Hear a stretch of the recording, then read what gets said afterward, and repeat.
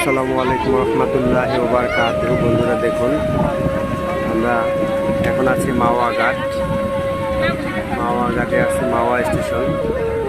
আমরা এখন কুষ্টিয়ার উদ্দেশ্যে রওনা দিয়েছি। কমলাপুর রেল স্টেশন থেকে কুষ্টিয়া যাচ্ছি।